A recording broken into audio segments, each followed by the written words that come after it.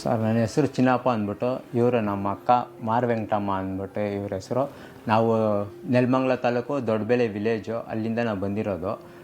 ಇವರಿಗೆ ಫಸ್ಟು ಒಂದು ಕ್ಲಿನಿಕಲ್ಲಿ ಗಂಟು ಥರ ಆಗಿದ್ದಿಲ್ಲಿ ದವಡೆ ಹತ್ರ, ಅಲ್ಲಿ ಒಂದು ಕ್ಲಿನಿಕಲ್ಲಿ ಕರ್ಕೊಂಡು ತೋರಿಸ್ಮೇಲೆ ಅವ್ರು ಹೇಳಿದ್ರು ಇದೇನು ಕಾಯಿಲೆ ಥರ ಇದೆ, ನೀವು ಬೇರೆ ದೊಡ್ಡ ಹಾಸ್ಪಿಟ್ಲಿಗೆ ಕರ್ಕೊಂಡೋಗಿ ಅಂತೇಳಿ ನಾನು ಬೆಂಗಳೂರಲ್ಲಿ ಬಂದು ಒಂದು ದೊಡ್ಡ ಹಾಸ್ಪಿಟ್ಲಿಗೆ ಕರ್ಕೊಂಡು ಹೋಗಿದೆ.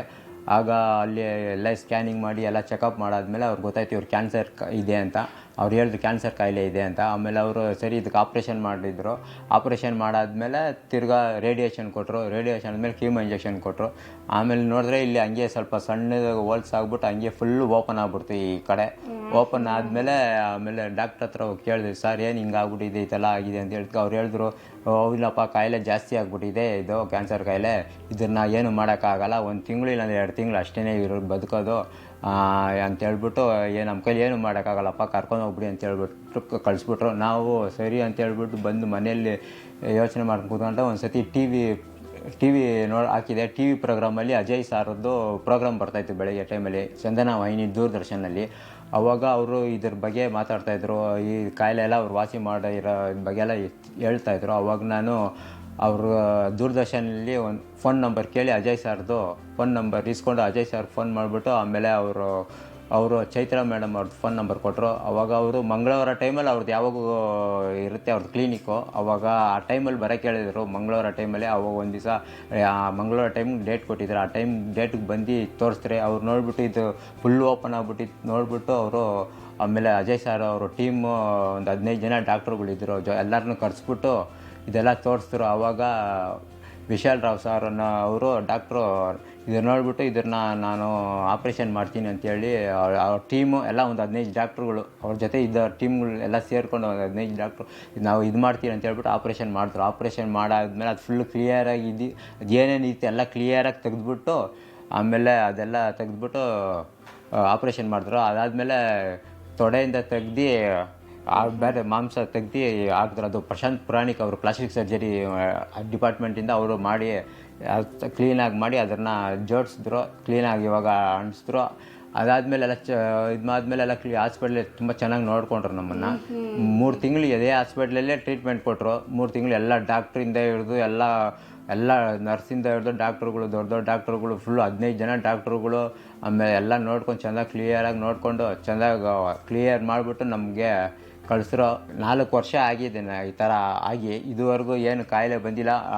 ವರ್ಷಕ್ಕೊಂದ್ಸತಿ ನಮಗೆ ಕರೀತಾರೆ, ಈ ಥರ ಸ್ಕ್ಯಾನಿಂಗ್ ಮಾಡಿ ಎಲ್ಲ ನೋಡ್ತಾರೆ. ಅಜಯ್ ಸಾರು ಮಂಗಳವಾರ ಟೈಮಲ್ಲಿ ಇರ್ತಾರೆ. ಆ ಟೈಮಲ್ಲಿ ಕರೆದ್ಬಿಟ್ಟು ಅವ್ರು ನೋಡಿಬಿಟ್ಟು ಚೆಕಪ್ ಮಾಡಿಬಿಟ್ಟು ಸ್ಕ್ಯಾನಿಂಗ್ ಮಾಡಿಬಿಟ್ಟು ರಿಪೋರ್ಟ್ ಎಲ್ಲ ನೋಡಿಬಿಟ್ಟು ಏನು ಬಂದಿಲ್ಲ ಕಾಯಿಲೆ ಅಂತ ಹೇಳ್ಬಿಟ್ಟು ಕ್ಲಿಯರಾಗಿ ನೋಡಿಬಿಟ್ಟು ಕಳಿಸ್ತಾರೆ, ನಮಗೇನು ತೊಂದರೆ ಇಲ್ಲ. ಆಮೇಲೆ Srinivas doctor chemo tablets time ತೊಗೊಳ್ಳಿ ಅಂತ ಹೇಳ್ಬಿಟ್ಟು ಅವರು ಬರ್ಕೊಟ್ಟಿರ್ತಾರೆ. ಅದನ್ನ ಟ್ಯಾಬ್ಲೆಟ್ಸ್ ತೊಗೊಂಡು ನಾವು ತೊಗೊಳ್ತಾ ಇರ್ತೀವಿ. ನಮ್ಮ ಅಕ್ಕವ್ರು ಟ್ಯಾಬ್ಲೆಟ್ಸ್ ತೊಗೊಂಡು ಇವಾಗ ಏನು ಆ ಥರ ಏನು ಕಾಯಿಲೆ ಇದುವರೆಗೂ ಏನು ಬಂದಿಲ್ಲ, ಕ್ಲಿಯರ್ ಆಗಿದೆ. ಏನು ತೊಂದರೆ ಏನಿಲ್ಲ, ಅವೆಲ್ಲ ಕ್ಲಿಯರ್ ಮಾಡಿದ್ದಾರೆ ಈಗ ಹಾಸ್ಪಿಟ್ಲಿಂದ, HCG ಹಾಸ್ಪಿಟ್ಲಿಂದ.